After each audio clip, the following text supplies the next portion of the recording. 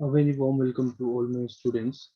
So last lecture में हमने पढ़ा था इम्यूनो डिफिशिएंसी के बारे में, प्राइमरी इम्यून डिफिशिएंसीज के बारे में, सेकेंडरी इम्यून डिफिशिएंसीज के बारे में।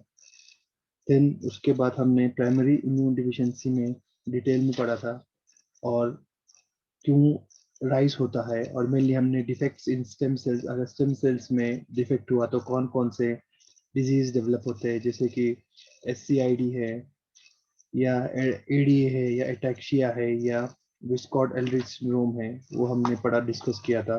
फिर हमने नेक्स्ट देखा था डिफेक्ट्स इन टी सेल्स, जिसमें DiGeorge syndrome, CD3 deficiency, MHC class second deficiency, purine nucleoside phosphorylase deficiency, tab deficiency और ZAP70 डिफिशिएंसी और क्रॉनिक म्यूकोक्यूटेनस कैंडिडियासिस के बारे में हमने पढ़ा। तो आज जो हम डिस्कस करने जा रहे हैं that is the defect in B cells. तो बी सेल्स में डिफेक्ट होने की वजह से कौन कौन से इम्यूनो डिफिशिएंसीज डेवलप हो सकती है हमारी बॉडी में। Okay, so B cells defects are responsible for the majority, more than 80% of human immunodeficiency disease। तो जो 80% हमारे बॉडी में अगर कोई इम्यूनोडिफिशियंसी होगी, या 80% जो केसेस है इम्यूनोडिफिशियंसी के, उसमें जो ज्यादातर जो पार्टिसिपेशन है वो बी सेल्स का रहता है। तो मोस्ट ऑफ द 80% केसेस में ये देखा गया कि बी सेल्स जो है वो डिफेक्टेड होते हैं, किसमें 80% इम्यूनोडेफिशिएंसी डिजीज के केस में। Okay, so T cell numbers and functions are typically normal. तो इसमें क्या होता है, बी सेल्स डिफेक्टेड होते हैं बट टी सेल्स क्या होते हैं, उनका नंबर भी नॉर्मल होता है और उनका फंक्शन भी नॉर्मल होता है। तो जब से सबसे पहला है जो डिफेक्ट बी सेल्स के डिफेक्ट से डेवलप होता है disease, that is the Bruton's X link agammaglobulinemia. Okay, तो ये डिजीज है BTK। It is a recessive X link disorder. क्या है recessive X link disorder? Means X link gene है ये और रिसेसिव है। जब तक दोनों एक्स पे एक्सप्रेस नहीं होगा तब तक ये उस पर्टिकुलर ह्यूमन में एक्सप्रेस नहीं होगा। बट अगर मेल का केस है तो मेल के केस में एक एक्स ही डिफेक्टेड हो, that is enough for the development of the that disease. Okay, female के केस में दोनों होना चाहिए और मेल के केस में एक एक्स होगा तो वो भी एनफ है। ओके, सो उस इससे क्या होता है, इसे x link disorder resulting from defective gene, जिसका नाम क्या है BTK।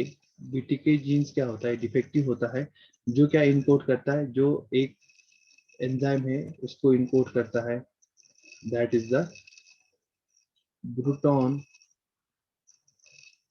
Tyrosine kinase. एक काइनेस है जो टायरोसिन को क्या करता है, फॉस्फोराइलेट करता है। जो टायरोसिन अमीनो एसिड इसको फॉस्फोराइलेट कर देता है। ओके, तो ये जो एंजाइम है बहुत इंपॉर्टेंट है किसके लिए, early development of B cells. B sales के अर्ली डेवलपमेंट के लिए क्या इंपॉर्टेंट है, ये tyrosine kinase, that is the BTK। तो बी सेल्स के डेवलपमेंट के लिए it's very important. B cell early development. Okay, so the major defect lies in the inability of the pre-B cells, which are present in normal levels, to develop into mature B cells। तो जब B cells का proper development नहीं होगा तो क्या होगा, जो normal B cells हैं या जो प्री B cells हैं वो मेच्योर B cells में डेवलप नहीं होंगे। ठीक है, मेच्योर B cells में डेवलप नहीं हो पाएंगे due to absence of this enzyme, that is the BTK। Okay, तो बी सेल्स तो नॉर्मल लेवल में प्रेजेंट है। ठीक है, हमारे बॉडी में बी सेल्स नॉर्मल लेवल में प्रेजेंट है but they are free B cells. ठीक है, मेच्योर बी सेल्स नहीं है, तो इनकी मेच्योरिटी लिम्फाइड ऑर्गन में होती है, तो वो मेच्योर नहीं हो पाएंगे। अवेलेबल तो है, नॉर्मल लेवल में अवेलेबल है, but they can not develop into a mature B cell. Okay, so drastic decrease in B cell number and immunoglobin level. तो उससे क्या होगा, जो बी सेल्स है, जो मेच्योर बी सेल्स है, उनका नंबर क्या हो जाएगा, डिक्रीज हो जाएगा। और साथ साथ में जो इम्यूनोग्लोबिन है उनका लेवल भी क्या हो जाएगा, कम हो जाएगा। ओके, तो ये मेनली किसमें देखा गया है, जो मेल इन्फेंट्स है उसमें देखा गया है, क्योंकि हमने ऑलरेडी डिस्कस किया कि मेल में अगर एक एक्स क्रोमोसोम भी डिफेक्टेड होगा तो उसमें ये बराबर दिखता है, बट अगर फीमेल का केस होगा तो अगर एक एक्स डिफेक्टेड होगा तो उस फीमेल में नहीं दिखेगा। तो जब तक फीमेल में दोनों एक्स क्रोमोसोम्स डिफेक्टेड नहीं होंगे तब तक वो डिजीज एक्सप्रेस नहीं हो पाएगा। तो male are mostly affected in this X link disorder. Okay, so ये जो डिजीज है इट इज रिलेटिवली रेयर, बहुत रेयर है, रिलेटिवली रेयर। ओके, और ये नोटिस कब होता है, 5 to 6 months ऑफ एज। तो जहाँ जब जो बच्चा है उसमें जो मदर से डिराइव इम्यूनोग्लोबिन जी है वो क्या हो जाता है, लॉस हो जाता है। ठीक है, क्योंकि तब तक 5 से 6 महीने तक उस बच्चे में मदर से जो डिराइव इम्यूनोग्लोबिन जी है वो वर्क करता है। उसके बाद 5 to 6 मंथ के बाद क्या हो जाता है, जब मदर का इम्यूनोग्लोबिन लॉस हो जाता है तब बच्चे का इम्यूनोग्लोबिन डेवलप होना चाहिए, बट तब तब तक हमारा बी सेल्स है वो मेच्योर नहीं है, क्योंकि वो एंजाइम प्रेजेंट नहीं है। तो जब बी सेल्स मेच्योर नहीं होते इम्यूनोग्लोबिन प्रोड्यूस नहीं होंगे, जब इम्यूनोग्लोबिन प्रोड्यूस नहीं होंगे तो उसमें जो ये इम्यूनोग्लोबिन का लेवल है वो कम देखने को मिलता है। ओके, सो इन बच्चों में जिसमें ब्रूटॉन बीटी के डिजीज है उसमें जो इम्यूनोग्लोबिन है वो एब्सेंट होते हैं, सारे इम्यूनोग्लोबिन, चाहे इम्यूनोग्लोबिन जी हो या ई हो या डी हो या ए हो या इम्यूनोग्लोबिन एम हो। ओके, और इन बच्चों में क्या होता है, recurrent pyogenic bacterial infection due to capsulated bacteria. ठीक है, तो इनमें पायोजेनिक जो फर्स्ट फॉर्म करते हैं ऐसे बैक्टीरियल इन्फेक्शन में ज़्यादा देखने को मिलते हैं, जैसे कि एग्जाम्पल स्टेफाइलोकोकाई, स्टेफाइलोकोकाई यहाँ पे लिखा हुआ देखो, स्टेफाइलोकोकाई है, स्ट्रेप्टोकोकाई है, हिमोफिलस इन्फ्लुएंजा है। तो ये सारी जो डिजीज है ये इन बच्चों में ज्यादा कॉमन देखा गया है, जिसमें ये बीटी के सिंड्रोम है। ओके, क्योंकि ये जो बीटी के सिंड्रोम नहीं होते, बी सेल्स नहीं होंगे, बी सेल्स नहीं होंगे तो इम्यूनोग्लोबिन नहीं होंगे, जब इम्यूनोग्लोबिन नहीं होंगे तो वो इन बैक्टीरियल डिजीज के लिए जो मेनली पायोजेनिक बैक्टीरियल इन्फेक्शन से उसको कोप नहीं कर पाएंगे, उसको इम्यूनिटी दिखा नहीं पाएंगे, और उनमें ये डिजीजेस डेवलप हो जाते हैं जो ये जो बैक्टीरिया से वो कॉज करते हैं। ओके,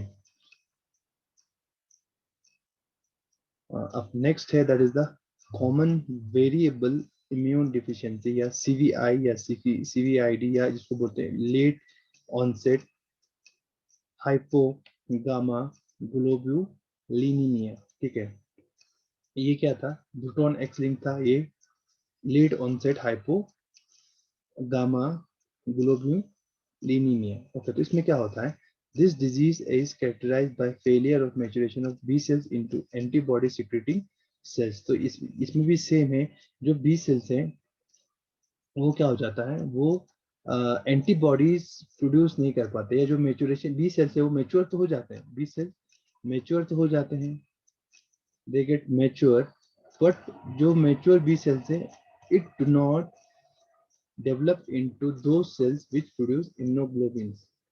तो उन बी सेल्स में ये डेवलप नहीं हो पाता है, जैसे कि प्लाज्मा सेल है, प्लाज्मा बी सेल्स है जो एंटीबॉडी प्रोड्यूस करते हैं, तो एंटीबॉडी प्रोड्यूसिंग जो बी सेल्स है उसमें वो डेवलप नहीं हो पाता है। और इनमें मेनली जो इम्यूनोग्लोबिन जी है एंड इम्यूनोग्लोबिन ए है उनका लेवल बहुत कम पाया जाता है इनके सीरम में, इनके ब्लड में। Okay, with normal immunoglobin M and normal और पेरिफेरल बी सेल नंबर। तो इम्यूनोग्लोबिन एम का जो लेवल है वो नॉर्मल होगा, और जो बी पेरिफेरल बी सेल्स है वो भी क्या होंगे, उनका लेवल थोड़ा सा कम होगा। Okay, so it occurs 15 to 35 years of age. जो हमने पहले पढ़ा ब्रूटॉन एक्स लिंकेड वो था 5 to 6 मंथ में दिखता है, बट ये जो है that is it occurs after 15 to 35 years, 15 या 35 साल के बाद ये दिखना, इनके सिम्टम्स दिखने स्टार्ट हो जाते हैं। ओके, और ये मेल में भी, मेल और फीमेल में इक्वली दिखते हैं। ओके, सो क्लिनिकली रिजेंबल एक्स लिंक्ड एगोलोमुलिविया। ठीक है, तो और ये सेम उसके जो सिम्टम्स है वो सेम टू सेम जो हमने बी एक्स लिंक्ड जो बीटीके बताया था उसकी तरह ही दिखता है। Okay, so increased susceptibility to pyogenic infections, variable symptoms, varying isotype, reduced or absent. Okay, तो सेम है, increase susceptibility to pyogenic infection, जैसे कि यहाँ पे हमने डिस्कस किया था स्टेफिलोकोकाई, स्ट्रेप्टोकोकाई, हेमोफिलस इन्फ्लुएंजा। तो जो पाइजेनिक इन्फेक्शन से उसके लिए वो ससेप्टेबल है। जो पस फॉर्मेशन कराता है तो उन बैक्टीरियल इन्फेक्शंस के लिए क्या है, ससेप्टेबल है। और वेरिएबल सिम्टम्स, तो बहुत सारे सिम्टम्स इनके केसेस में देखने को मिलता है। एंड वेरिंग आइसोटाइप रिड्यूस्ड और एब्सेंट। अब जो ये आइसोटाइप आपको पता है, जो ये वेरिएबल रीजन पे होता है मेनली, जो शॉर्ट और जो हेवी और लाइट चेन के फैब रीजन पे आपको पता है जो वेरिएबल रीजन रहते हैं। तो वेरिएबल रीजन्स पे जो वेरिएबिलिटी है, ठीक है, वो क्या हो जाती है, वो डिक्रीज हो जाती है। इसीलिए इसको क्या कहा जाता है, कॉमन वेरिएबल इम्यून डिफिशियंसी या सीवीआईडी। मींस जो वेरिएबिलिटी है इन एंटीबॉडीज की वो डिक्रीज हो जाती है। ओके, तो जब वेरिएबिलिटी डिक्रीज हो जाएगी तो वो डिफरेंट जो माइक्रो ऑर्गेनिजम्स हैं उनको डिटेक्ट नहीं कर पाता है। ओके, तो ये है कॉमन वेरिएबल इम्यून डिफिशियंसी, या जिसको हम late onset hypo gamma globulinemia कहते हैं। देन जो नेक्स्ट है दैट इज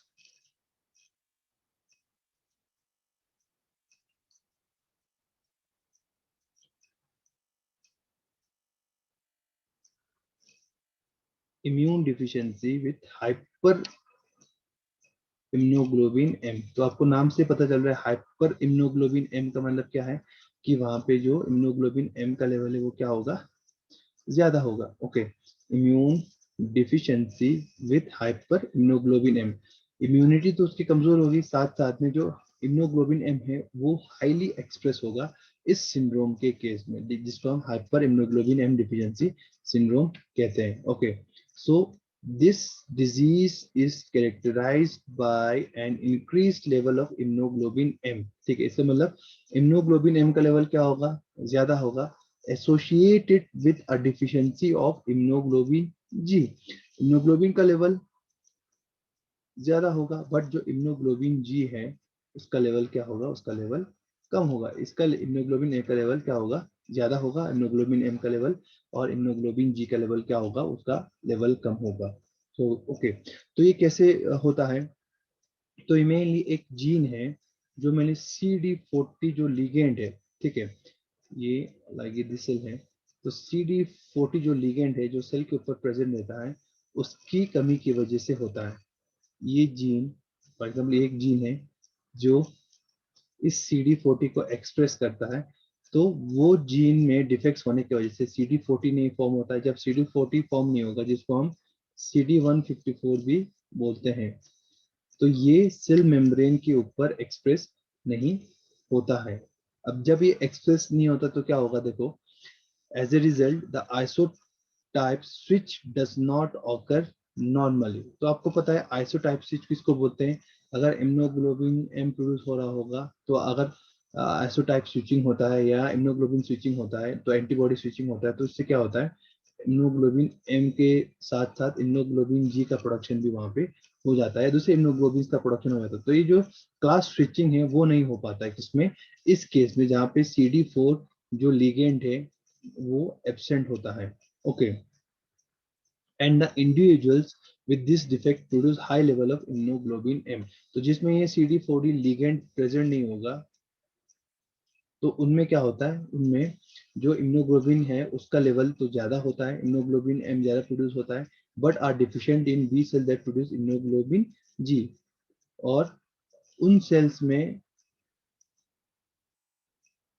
जो इम्यूनोग्लोबिन एम प्रोड्यूस करता है, इम्यूनोग्लोबिन एम, वो बी सेल्स का प्रोडक्शन ज्यादा होगा, बट वो बी सेल्स जो इम्यूनोग्लोबिन एम जी प्रोड्यूस करता है, इम्यूनोग्लोबिन जी, उनका प्रोडक्शन क्या होगा, बहुत ही कम होता है, इसका ज्यादा होता है। जो इम्यूनोग्लोबिन एम प्रोड्यूस करता है उन बी सेल्स का प्रोडक्शन ज्यादा होगा, और जो इम्यूनोग्लोबिन जी प्रोड्यूस करते हैं उन उन बी सेल्स का जो लेवल है वो बहुत कम होता है। ओके, या सिंपल इम्यूनोग्लोबिन जी भी है, या इम्यूनोग्लोबिन वो सेल्स जो इम्यूनोग्लोबिन ए प्रोड्यूस करते हैं या वो सेल्स जो इम्यूनोग्लोबिन ई प्रोड्यूस करते हैं, तो उनका लेवल भी क्या होता है, उनका लेवल भी कम होता है। सिर्फ जो बी सेल्स इम्यूनोग्लोबिन ए एंटीबॉडीज प्रोड्यूस करते हैं उनका जो लेवल है वो बढ़ जाता है। ओके, तो ये जो सिंड्रोम है it presents with recurrent respiratory infections. तो रेस्पिरेटरी इन्फेक्शंस उस पर्टिकुलर ऑर्गेनिज्म में देखने को मिलेगा जिसमें ये डिफिशियंसी है, ठीक है। मेनली किस कौन से एज पे, that is 1 to 2 years of age, and very low, very serum immunoglobin A and immunoglobin E with normal to elevated M. तो इन बंदों में क्या होता है, सिवाय इम्यूनोग्लोबिन एम के बाकी जितने भी इम्यूनोग्लोबिन हैं, चाहे वो ए हो या ई हो या जी हो, उनका लेवल क्या होता है, हमेशा कम होता है। सिर्फ इम्यूनोग्लोबिन एम का लेवल क्या होगा, ज्यादा होगा। Okay, so this is the third, that is the immune deficiency with hyper immunoglobin M. तो मेनली ये भी बी सेल्स के डिफेक्ट की वजह से होता है। देन सेकंड है, that is the selective immunoglobin A deficiency. अब यहाँ पे आपको नाम से पता चल रहा है इम्यूनोग्लोबिन ए डिफिशियंट होगा। So it is the single most common immune deficiency disease with a frequent estimate at 1 to 2 per thousand individuals. तो ये वो single most common immune deficiency है जो देखा गया है 1 to 2 per thousand केसेस, ठीक है। तो 1 to 2 per thousand इंडिविजुअल्स ये जो इम्यूनो डिफिशियंसी है वो देखा गया है, ठीक है। So multiple gene defect produce it, तो सिंगल जीन रिस्पॉन्सिबल नहीं है बहुत, बल्कि बहुत सारे जीन में जब डिफेक्ट होगा तब ये डिजीज देखने को मिलता है। ओके, सो इसमें क्या होता है, individuals with selective immunoglobin A deficiency have normal levels of other isotypes and often display other immunological disorders such as allergy and autoimmunity. तो इसमें क्या होता है, individuals with selective immunoglobin A deficiency have normal levels of other isotypes, ठीक है। बाकी जितने भी एंटीबॉडीज है, जैसे कि ए ई हो, डी हो या एम हो या इम्यूनोग्लोबिन जी हो, ये सब नॉर्मल होते हैं। सिर्फ क्या कम होगा, इम्यूनोग्लोबिन ए का लेवल क्या होता है, वो कम होता है। ओके, और मेनली ये इम्यूनोलॉजिकल डिसऑर्डर्स दिखाते हैं, जैसे कि एलर्जी है, एलर्जी दिखाएगा, या ऑटो इम्यूनिटी भी ये दिखाता है। ओके, ये हो गया selective immunoglobin A deficiency. Then जो नेक्स्ट है, that is the immunoglobin M deficiency. अब यहाँ देखो, यहाँ पे हमने क्या देखा, हाइपर इम्यूनोग्लोबिन एम। तो यहाँ पे इम्यूनोग्लोबिन के एम का लेवल क्या है, ज्यादा है। यहाँ पे क्या है, इम्यूनोग्लोबिन एम का लेवल कम है। सो it is a rare disorder in which patients suffer from recurrent and severe infections with polysaccharide encapsulated organisms such as pneumococci and Haemophilus influenza. Okay, तो इस केस में क्या होता है, इस केस में बाकी सारे जो इम्यूनोग्लोबिन थे वो क्या होंगे, वो नॉर्मल होंगे। सिर्फ जो इम्यूनोग्लोबिन एम है उसकी डिफिशियंसी होगी, ठीक है। तो इसकी डिफिशियंसी से क्या होता है, जो ऑर्गेनिज्म जिनके ऊपर पॉलीसेकेराइड कैप्सूल रहता है, तो वो उसको डिटेक्ट नहीं कर पाता है और उन ऑर्गेनिज्म से वो इन्फेक्ट हो जाता है, ठीक है। जैसे कि न्यूमोकोकाई है या हीमोफिलस इन्फ्लुएंजा है। ओके, तो ये जो पांचवा डिजीज है जो बी सेल्स के वजह से होता है, बी सेल्स में डिफेक्ट होने की वजह से होता है। देन इम्यूनोग्लोबिन जी हेवी चेन डिलीशन। तो आप नाम से ही आपको पता चल जाए, हेवी चेन डिलीशन मींस वो जीन जो इम्यूनोग्लोबिन जी का हेवी चेन बनाता है, ठीक है, इम्यूनोग्लोबिन के हेवी चेन बनाते हैं। तो अगर उसमें डिलीशन हुआ तो ये डिजीज डेवलप हो जाता है। ओके, तो अगर इम्यूनोग्लोबिन के हेवी चेन डिजीज हो, मतलब डिलीट डिफेक्ट हो गए, तो जितने भी इम्यूनोग्लोबिन थे उनके हेवी चेन्स फॉर्म नहीं हो पाएंगे या वो अच्छे से डेवलप नहीं होंगे। Okay, so increase susceptibility to infection depending upon the affected heavy change in various immunoglobulin isotypes absent immunoglobulin G most frequently affected। तो क्या होगा, आपको पता है जो हमारा एंटीबॉडी है वो किससे बना है, या इस तरीके से दिखाएंगे, ये हमारा एंटीबॉडी है। This is the light chain, this is the heavy chain. Okay, ये सल्फर बॉन्ड से, तो अगर ये हेवी चेन डिफेक्टेड होगा तो ऑब्वियस सी बात है जो हमारा इम्यूनोग्लोबिन है वो क्या होगा, वो डिफेक्टेड होगा। क्योंकि यहाँ पे क्या रहता है, ये एफसी रीजन है, तो ये एफसी रीजन बहुत सारे सेल्स के साथ क्या है, बाइंड होता है। जैसे कि मास्ट सेल है, मास्ट सेल है या न्यूट्रोफिल्स है, बहुत सारे सेल्स के साथ ये एफसी रीजन है वो अटैच होता है, ठीक है, जो हेवी चेन, या हम यहाँ बोलेंगे, यहाँ पे क्या रहता है, वेरिएबल्स रीजन रहते हैं, जो मेनली एक आइसोटोप फॉर्म करता है, जो पेराटॉप के साथ बाइंड होता है। ओके, जब ये प्रॉपर नहीं होगा तो यहाँ पे जो आइसोटाइप से आइसोटाइप स्विचिंग ये वो नहीं होगा। ओके, तो बहुत सारे ऑर्गेनिजम्स के साथ ये बाइंड नहीं हो पाएगा, क्योंकि ये जो हेवी चेन है वो डिफेक्टेड है। ओके, क्योंकि यही जो पार्ट है वो एंटीजन के साथ बाइंड होता है, तो अगर यही डिफेक्टेड होगा तो एंटीजन के साथ कैसे बाइंड होगा। ओके, तो जो मोस्ट इफेक्टेड इम्यूनोग्लोबिन है इस केस में वो है इम्यूनोग्लोबिन जी। तो इम्यूनोग्लोबिन जी क्या होगा, सबसे मोस्ट इफेक्टेड होगा, और इम्यूनोग्लोबिन जी जो एंटीजन से उनके साथ बाइंड नहीं हो पाएगा। ओके, तो ये है किसमें, immunoglobulin heavy chain gene deletion, आपको नाम से ही पता चल रहा है। ओके, देन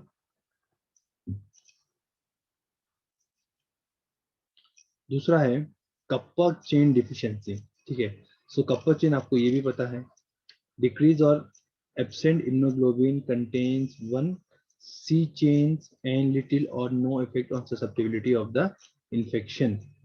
इसके कहने का क्या मतलब है, जो कप्पा चेन है, आप सबको पता है, जब हम इम्यूनोग्लोबिन के बारे में पढ़ते हैं तो थोड़ा सा हम अगर इसका स्ट्रक्चर बनाएंगे,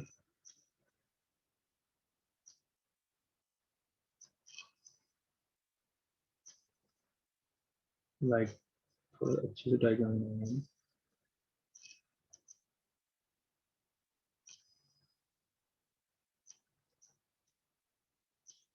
तो इस तरीके से क्या रहता है, एक हेवी चेन रहता है और एक लाइट चेन रहता है। Okay, this is the light chain, this is the heavy chain. तो हेवी चेन कौन से पार्टिकल से बनता है, जैसे कि जी, ई, एम, ए, डी, तो इन पार्टिकल से ये फॉर्म होता है। और जो लाइट चेन है या तो वो कप्पा पार्टिकल से बनता है या तो वो लेमडा पार्टिकल से बनता है।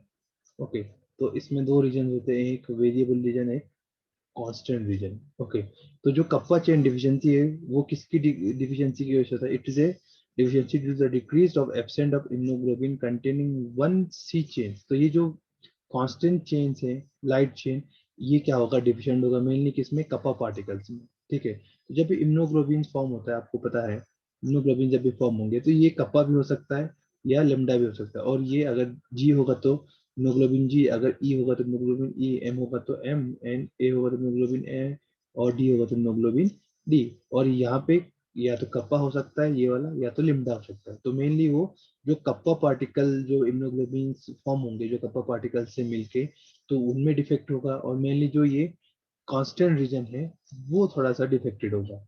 तो उससे क्या होता है, क्योंकि मेनली देखो ये आइसोटोप के लिए इंपॉर्टेंट है, जो पेराटॉप से उनके साथ बाइंड होने के लिए, एंटीजन के साथ बाइंड होने के लिए, तो ये तो नॉर्मल है, तो इतना ज्यादा इफेक्ट इसका देखने को नहीं मिलता। Still they are susceptible to bacterial infection. तो इन्होंने यहीं पे वही लिखा है, दैट इज लिटिल और no effect on susceptibility to infection. तो या तो वहाँ पे लिटिल इफेक्ट होगा उनके इन्फेक्शन के ससेप्टेबिलिटी के लिए, या तो कोई इफेक्ट नहीं होगा। ओके, देन नेक्स्ट है ड्यू डंकन सिंड्रोम, जिसको हम क्या बोलते हैं, एक्स लिंक्ड लिम्फोप्रोलिफरेटिव सिंड्रोम। तो ये एक्स लिंक्ड एक्स क्रोमोसोम पे प्रेजेंट है।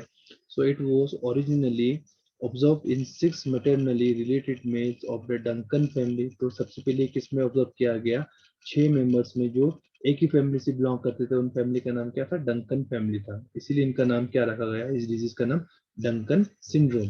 सो this it's common name, an inability of T cells to regulate B cell growth is considered to be a major part of the underlying defect in this rare disease। तो क्या होता है, जो T cells हैं वो B cells को regulate, B cells के growth को रेगुलेट नहीं कर पाते, तो उस वजह से ये डिजीज है वो देखने को मिलता है। Okay, so it is also associated with Epstein Barr virus infection. तो ये वायरस इन्फेक्शन कौन सा, मेनली एप्स्टेन बार वायरस है, उसके इन्फेक्शन से भी ये जो डिजीज है वो डेवलप हो सकती है। Okay, so the immunodeficiency consist mainly of acquired hypogammaglobinemia. ठीक है, तो मेनली क्या होगा, जो गामा ग्लोबिनिमिया है वो आपको इसमें देखने को मिलता है। मीन जो बी सेल्स हैं वो एंटीबॉडीज प्रोड्यूस नहीं कर पाएंगे। जब एंटीबॉडी प्रोड्यूस नहीं होगा तो जो एंटीबॉडीज या इम्यूनोग्लोबिन से उनका लेवल क्या हो जाता है, कम। इसीलिए हाइपो गामा ग्लोब्यूलिनीमिया, ठीक है, जो ग्लोबिन है, ठीक है, मेनली इम्यूनोग्लोबिन जी, जो क्योंकि जो गामा उससे बनता है, गामा क्या बोलते हैं, पार्टिकल से फॉर्म होता है, तो इसलिए hypo gamma globin mean gamma globin that is immunoglobin G, G है। एनीमिया या anaemia mean that is blood में, ठीक है, तो ब्लड में जो इम्यूनोग्लोबिन जी है उसका लेवल बहुत कम हो जाता है इस डंकन सिंड्रोम के केस में। ओके, देन जो लास्ट है that is the transient hypogammaglobulinemia, ठीक है, तो इसमें भी क्या है, सेम आपको दिख रहा है, मींस हाइपोगामा मीन इम्यूनोग्लोबिन का लेवल क्या होगा, मेनली कम होगा इम्यूनोग्लोबिन जी का। Okay, so it is due to an abnormal delay in the initiation of immunoglobin G synthesis. तो ये ट्रांजिएंट है, ट्रांजिएंट में थोड़े टाइम के लिए। ओके, इन सम इन्फेंट्स, कुछ इन्फेंट्स में जो इम्यूनोग्लोबिन जी है उसके सिंथेसिस क्या हो जाता है, थोड़ी देर के लिए डिले हो जाता है। So recurrent respiratory infections and outlets media में occur spontaneously recovery occurs. Okay, तो मेनली इसमें क्या होता है कि जो रेस्पिरेटरी इन्फेक्शन है वो बार बार आते रहता है, और साथ में ओटाइटिस मीडिया, तो ये एक इन्फेक्शन है मेनली किसका, ईयर का। उसमें क्या होता है, that is infection of the air field space between the ear drum, जो मिडल ईयर है उसमें जो एयर स्पेस होता है उसमें इन्फेक्शन हो जाता है, ठीक है। तो मेनली ये बैक्टीरिया या वायरस की वजह से होता है, तो इससे जो ईयर्स में पेन या फीवर, ये कॉमन सिम्टम्स हैं इस ओटाइटिस मीडिया का, ठीक है, तो ये बच्चे में हो सकता है। बट स्पॉन्टेनियसली ये जो डिजीज है वो क्या हो जाता है, वो खत्म हो जाता है, और नॉर्मल जो इम्यूनिटी है वो रिकवर हो जाती है। इसीलिए इसको ट्रांजिएंट कहा गया है। ओके, क्योंकि सिर्फ डिले होता है बट इम्यूनोग्लोबिन जी प्रोडक्शन होता है। Okay, so this is all about the different disease caused due to the defects in the B cells. Okay, अब हम पढ़ेंगे जो नॉन ह्यूमरल है या नॉन साइटोटॉक्सिक सेल्स है, उसमें अगर डिफेक्ट हो गया तो कौन से डिजीज डेवलप होंगे।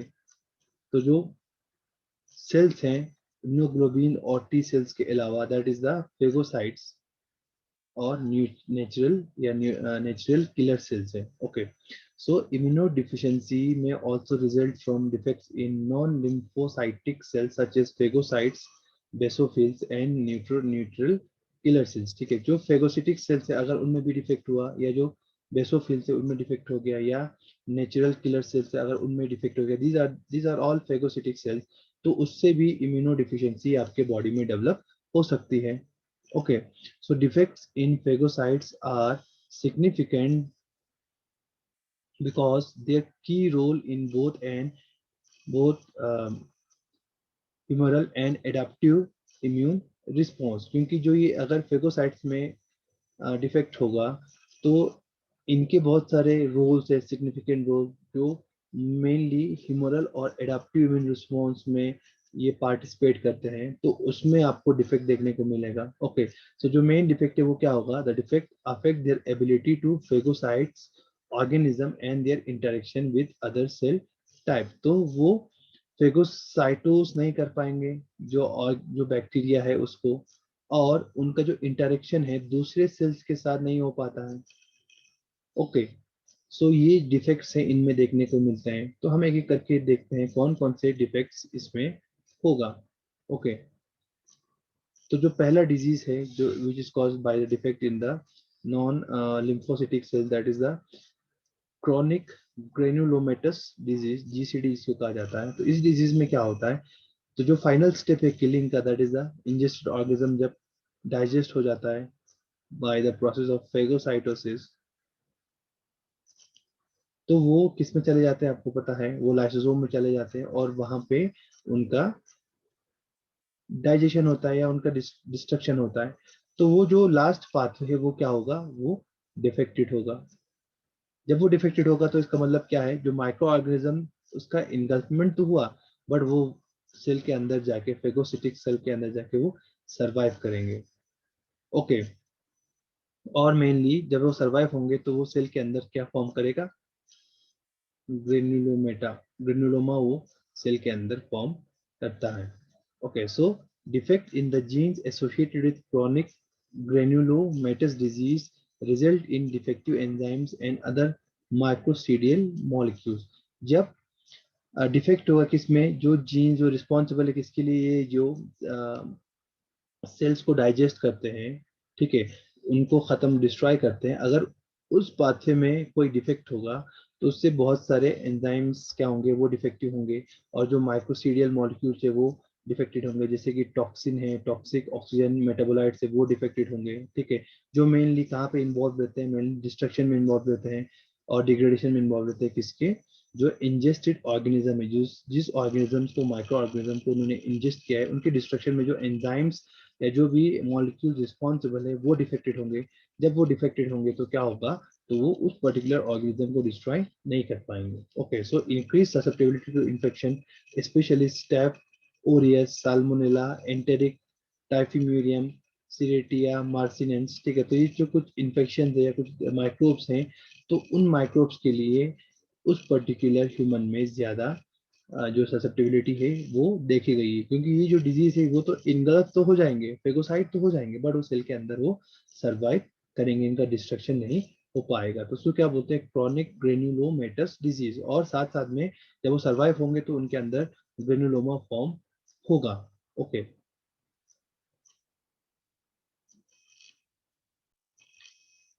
अब जो नेक्स्ट है that is the Chediak Higashi syndrome.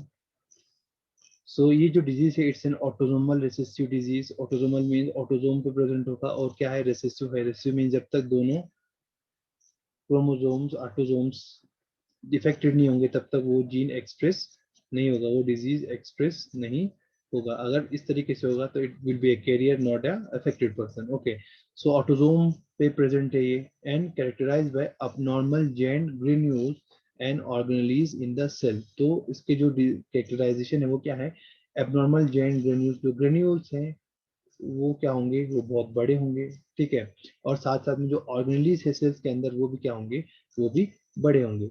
Okay, so ये किस वजह से होता है, it results due to from an inability to fuse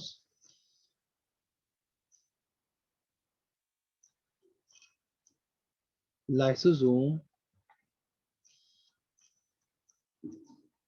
carrying enzymes and microcidal molecules with phagosome containing ingested molecules। Okay, तो आपको पता है जब भी कोई माइक्रोब्स डाइजेस्ट हो जाता है by the process of phagocytosis या एंडोसाइटोसिस, तो उनको डिस्ट्रॉय किया जाता है किसमें, फेगोसोम्स में, ठीक है, और फेगोसोम्स उनके डिस्ट्रक्शन से पहले क्या होता है, देखो ये फेगोसोम्स है, ये अंदर आ गए फेगोसोम्स, और फेगोसोम्स और लाइसोसोम्स क्या हो जाते हैं, ये कंबाइन हो जाते हैं टू फॉर्म द फेगोलाइसोसोम्स, ठीक है, तो ये क्या फॉर्म करते हैं, फेगोलाइसोसोम। दिस इज द फेगोसोम, ये फेगोसोम है और ये लाइसोसोम है, तो ये दोनों फ्यूज हो जाते हैं और क्या बनाते हैं, फेगो लाइसोसोम। तो फेगो लाइसोसोम्स में क्या होता है, फेगो लाइसोसोम्स में ये जो फॉरेन माइक्रोब से इनका डिस्ट्रक्शन होता है by the enzymes present in the lysosome. तो लाइसोसोम में जो एंजाइम्स हैं, जो हाइड्रोलिटिक एंजाइम्स है, वो इस माइक्रो ऑर्गेनिज्म को क्या कर देता है, डिस्ट्रॉय कर देता है, ठीक है। तो ये जो डिजीज था जिसको हमने क्या कहा, चिडिक हैशी चिडिक हिगाशी सिंड्रोम, तो ये एक ऑटोसोमल रिसेसिव डिजीज है जिसमें मेनली जो ग्रेन्यूल्स और ऑर्गेनेलीज हैं वो बड़े होते हैं, और साथ साथ में ये जो लाइसोसोम और जो फेगोलाइसोसोम है या फेगोसोम है, जिनमें मेनली हमारा इंजेस्टेड माइक्रो ऑर्गेनिज्म रहता है वो, और ये जो हमारा लाइसोसोम है जिसमें हाइड्रोलिटिक एंजाइम रहते हैं, वो फ्यूज नहीं हो पाते। जब ये फ्यूज नहीं हो पाएंगे तो क्या होगा, जो माइक्रोब से उनका डिस्ट्रक्शन नहीं हो पाता है। Okay, so increase susceptibility to infection by pyogenic bacteria. तो इन ऑर्गेनिजम्स में जिसमें ये डिजीज देखा गया है उनमें इन्फेक्शन ज्यादा देखने को मिलता है, मेनली किसको, पायोजेनिक बैक्टीरिया, जो पस फॉर्मेशन करता है, ठीक है, पस फॉर्मेशन उनमें ज्यादा देखने को मिलता है, क्योंकि जो बैक्टीरिया है वो डिस्ट्रॉय नहीं हो पाता है और वो सेल के अंदर सरवाइव करते हैं, तो वहां पे पस फॉर्मेशन हो जाता है। Okay, So this is the Higashi syndrome. Then next है leukocyte addition defect 1. तो आपको नाम से पता चल रहा है leukocyte addition defect 1. तो यहाँ पे जो एडिशन मॉलिक्यूल्स उसमें कुछ डिफेक्ट होगा तो ल्यूकोसाइट प्रॉपरली एडियर नहीं हो पाएगा. So LAD1 is an autosomal recessive disease. ये भी क्या है, ऑटोसोमल रिसेसिव डिजीज है. Mapping to chromosome 21. तो क्रोमोसोम 21 पे ये जीन प्रेजेंट होता है. LAD1 और LAD2 जो इम्यूनोडेफिशिएंसीज है arise from defect in the molecule needed for leukocyte to migrate and interact with each other or other cell types. तो इनमें क्या होता है, जो ल्यूकोसाइट्स हैं, ठीक है, तो वो माइग्रेट नहीं हो पाते. जो न्यूट्रोफिल्स हैं वो माइग्रेट नहीं हो पाते हैं, या जो मैक्रोफेजेस हैं या जो मोनोसाइट्स हैं वो जो उनके उनके पास जो माइग्रेशन की एबिलिटी है वो नहीं हो पाती है. तो वो जहाँ पे भी इंजरी होगी या जहाँ पे माइक्रो ऑर्गेनिजम्स होंगे वहां पे नहीं पहुंच पाते हैं, और दूसरे टाइप्स के सेल्स है उनके साथ वो इंटरेक्ट नहीं कर पाता है. ओके, तो इससे क्या होता है, they show increase susceptibility to recurrent infection by bacteria. जो बैक्टीरियल इन्फेक्शन है उनके लिए वो हाईली ससेप्टिबल रहते हैं. Okay, so frequent non resolving abscesses. तो वहाँ पे आपको एप्सिसिस वहाँ पे देखने को मिलता है जहाँ पे इंजरी हुई है या जहाँ पे बैक्टीरियल इन्फेक्शन हुआ है, तो वहाँ पे एप्सिस फॉर्मेशन हो जाता है. Okay, so defective chemotaxis and adherence to endothelial surface by macrophages, neutrophils, natural killer cells. ठीक है, तो उस इस डिफेक्ट से क्या होता है, हमारा सबसे पहले जहाँ पे भी कोई इंजरी होती है तो उस जगह पे सबसे पहले हमारा न्यूट्रोफिल पहुंचता है. ठीक है, फिर न्यूट्रोफिल दूसरे जो मॉलिक्यूल्स है उनको अट्रैक्ट करता है. तो जो न्यूट्रोफिल्स है वो it it comes to that particular area by the chemotaxis. ठीक है, तो वो कीमोटैक्सिस एक प्रोसेस रहता है जिसके थ्रू वो उस पर्टिकुलर इंजर्ड साइट पे पहुंचता है. तो कीमोटैक्सिस जो होगा उन ऑर्गेनिजम्स में वो क्या होगा, डिफेक्टेड होगा. ठीक है, और जो ये एडेरेंस है मेनली जब यहाँ डिफेक्टेड होगा तो न्यूट्रोफिल जाके यहाँ पे बाइंड हो जाता है. कहाँ पे, यहाँ पे न्यूट्रोफिल जाके यहाँ पे बाइंड हो जाता है. अब वो न्यूट्रोफिल यहाँ पे बाइंड नहीं हो पाएगा, एडेयर नहीं हो पाएगा, तो क्योंकि जो एडेरेंस है वो इसमें क्या होगा, डिफेक्टिव होगा, जिससे वो अटैच होते हैं उस पर्टिकुलर साइट पे जहाँ पे इंजरी हुई है, तो वो उस साइट पे जाके बाइंड नहीं हो पाएंगे. ओके, चाहे वो न्यूट्रोफिल्स हो या मैक्रोफेजेस हो या नेचुरल किलर सेल्स हो. ओके, सो LAD जो डिजीज है also cause Bombay blood group phenotype. ठीक है, तो उससे एक डिजीज भी डेवलप होता है इनमें जिसको क्या बोलते हैं, बॉम्बे ब्लड ग्रुप. तो ये जो बॉम्बे ब्लड ग्रुप क्या है, तो ये वो ब्लड ग्रुप है जिसमें मेनली ये मुंबई से डिस्कवर किया था बेंडे एंड एटॉल ने. ओके, तो इसमें क्या होता है, हमारा ब्लड, उनके पास ब्लड होता है तो उनके पास ना तो ए एंटीजन होता है ना तो बी एंटीजन होता है और ना एच एंटीजन होता है, बट उनके ब्लड में एंटी एच एंटीबॉडीज होते हैं. ओके, तो ये जो बॉम्बे ब्लड ग्रुप वाले हैं वो ए ब्लड ग्रुप को भी ब्लड दे सकते हैं, बी ब्लड ग्रुप को भी ब्लड दे सकते हैं, और एच ब्लड ग्रुप वालों को भी या ओ ब्लड ग्रुप वालों को भी वो ब्लड दे सकते हैं. मेनली जो पॉजिटिव होगा उनको ब्लड दे सकते हैं, बट उनको ना ए दे सकता है ना बी दे सकते हैं ना ये ओ ब्लड ग्रुप है, और मेनली जो पॉजिटिव है वो नहीं दे सकते. ओके, क्योंकि उनके पास एंटी एच एंटीजेंस होता है. तो जब अगर वो देंगे तो ये डिस्ट्रॉय हो जाएगा, तो सिर्फ उनको जिनके पास बॉम्बे ब्लड ग्रुप होगा तो वही उनको ब्लड दे सकते हैं. तो ये जो चीज है वो ये भी इनमें डेवलप हो सकती है. ठीक है, due to the lack to defects. Okay, then उसके बाद जो नेक्स्ट है that is the interferon gamma receptor deficiency. ठीक है, तो ये क्या है, तो जो रिसेप्टर है इंटरफिरॉन के लिए वो क्या होगा, वो डिफिशियंट होगा, वो डिफेक्टेड होगा. तो ये कॉज होता है मेनली किसकी वजह से, a mutation in the interferon gamma R1 gene. Interferon जो गामा रिसेप्टर्स फॉर्म करते हैं उन जीन्स में डिफेक्ट की वजह से ये देखने को मिलता है, म्यूटेशन होने की वजह से ये डिफिशियंसी देखने को मिलती है. तो इससे क्या होता है, it results in the inability of the monocytes to respond to interferon gamma with secretion of tumor necrosis factor A, macrophages, neutrophils, natural killer cells, and Th1 cells are affected with high susceptibility to mycobacterial infections. Okay, तो ये जो mutation होगा interferon gamma receptor में, तो उससे जो monocytes है वो इनेबल हो जाएंगे मेनली किसको रिस्पॉन्ड करने के लिए, जो ये कुछ इंटरल्यूकिन्स है जैसे कि इंटरफेरॉन्स है, इंटरफेरॉन गामा और ट्यूमर नेक्रोसिस फैक्टर है. तो उनके लिए वो उनको रिस्पॉन्ड नहीं कर पाएगा. जब उनको रिस्पॉन्ड नहीं कर पाएगा तो वो प्रॉपरली काम नहीं कर पाएंगे। और क्योंकि जो इंटरफेरॉन गामा रिसेप्टर है वो क्या होगा, डिफेक्टेड है, ये इंटरफेरॉन गामा रिसेप्टर है, अगर यही डिफेक्टेड होगा तो इंटरफेरॉन्स यहाँ पे आएंगे तो इसके साथ इंटरेक्ट नहीं कर पाएंगे, तो इसकी वजह से जो मोनोसाइट्स के फंक्शन है वो क्या हो जाएंगे, वो डिफेक्टेड हो जाएंगे या वहाँ उस पर इफेक्ट पड़ेगा। ठीक है, तो ये जो इंटरफेरॉन गामा रिसेप्टर्स है वो मैक्रोफेजेस पे प्रेजेंट है, न्यूट्रोफिल्स पे भी प्रेजेंट है, नेचुरल किलर सेल्स पे भी प्रेजेंट है, और TH1 सेल्स पे भी प्रेजेंट है, तो ये इनको भी इफेक्ट करेगा। और मेनली ये जो ऑर्गेनिजम्स है वो हाईली ससेप्टेबल होगा किसके लिए, माइक्रोबैक्टीरियल इन्फेक्शन के लिए। ठीक है, तो मेनली हम जो इम्यूनाइजेशन करते हैं BCG vaccine, it is very dangerous for the patient with this defect. अगर उस पर्सन में जिसमें ये डिफेक्ट पाया जाता है उसको अगर हम BCG वैक्सीन से इंजेक्ट करेंगे, उसको वैक्सीनाइज करेंगे, तो क्या होगा, इम्यूनाइज करेंगे, तो वो चीज उस पर्टिकुलर पेशेंट के लिए क्या होगा, बहुत ही डिफेक्टिव होगा। ठीक है, या उसके लिए बहुत ही हार्मफुल होगा। ओके, तो इसमें मेनली क्या रहता है, जो इंटरफेरोन गामा रिसेप्टर्स है वो क्या होंगे, वो डिफेक्टेड होंगे। ओके, देन जो नेक्स्ट है that is the job syndrome. तो जॉब सिंड्रोम्स क्या है, it's a disease, it is caused by the failure of TH1 cells to produce interferon gamma। तो TH1 cells interferon gamma produce नहीं कर पाता है, which in turn reduce the phagocytosis ability of macrophages। ठीक है, तो उससे क्या होगा, जो मैक्रोफेजेस है वो प्रॉपरली जो सेल्स है या माइक्रोब्स है उनको फेगोसाइट नहीं कर पाता, जो उसकी एबिलिटी है वो क्या हो जाएगी, वो फेगोसिटिक जो एबिलिटी है वो डिक्रीज हो जाएगी। ओके, तो उससे क्या होता है, this result in an increase production of TH2 cells and consequently an increased production of immunoglobulin E।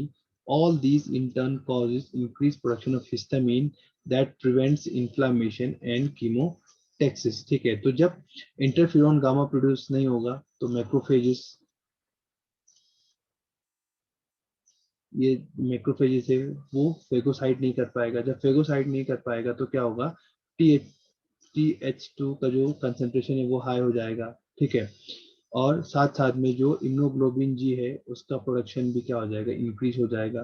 ठीक है, तो इम्यूनोग्लोबिन ई का प्रोडक्शन और TH2 का जो प्रोडक्शन ज्यादा हो गया, और साथ में जो मैक्रोफेजेस है वो कम फेगोसाइटोसिस दिखाने लगे, तो क्या होगा, तो ये सब मिलके, ये जो जो भी इवेंट्स यहाँ पे हो रहे हैं, तो ये सब मिलके मेनली हिस्टामिन है उसका प्रोडक्शन कराएगा। ठीक है, जब हिस्टामिन का प्रोडक्शन इंक्रीज हो जाएगा तो इट कॉजेस द इन्फ्लामेशन या प्रिवेंट्स इन्फ्लामेशन, सॉरी प्रिवेंट,